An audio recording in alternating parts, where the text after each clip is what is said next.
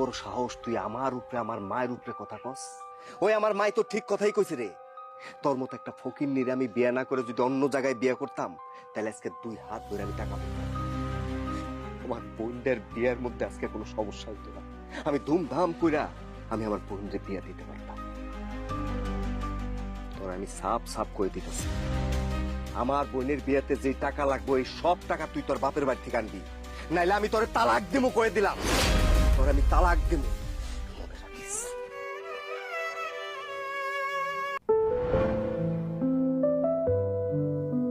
আমার ছোট ভাই আপনার মেয়েকে খুব পছন্দ করে। এখন আমার ছোট ভাইয়ের সুখে আমার সুখ। এই যে আমার ছোট ভাইটা যখন যা চাইছে আমি তাই দিছি, এখানে কোনো অপূর্ণ রাখি নাই। শোনো জহির, ছেলে মেয়ে যেহেতু রাজি, এখন আমরা দুই পক্ষকে আপনি আগাইতে পারি, তুমি সেই কথা বলো ভাই। ভাইজান, আপনার যেভাবে ভালো মনে হয় আপনি সেভাবে আগান। তাছাড়া আপনি বড় ভাই, মুরব্বী মানুষ, আপনার কথার বাইরে আমরা যাব না।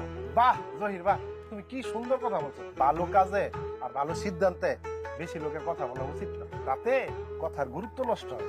বাবা, আপনারা কথা আগান।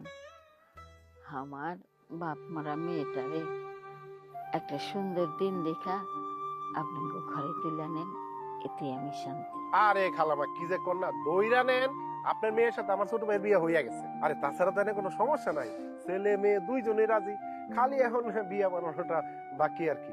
বাবারে, জানি না কোন কালে কোন পুণ্য করছি, যার কারণে আমার এই বাপ মরা মায়াটা আপনি গমতো ভালো মানুষের ঘরে যাইতেছে।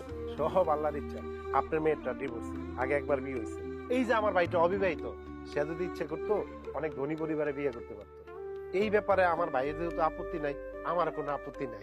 আমার মেয়েটা খুব লক্ষ্মী, আপনাকে ঘরে গেলে ঘর আলোকিত করে রাখবে, এটা আমি বলতে পারি। বিয়ে শাদীর মধ্যে আরেক ঝামেলা হচ্ছে যৌতুক।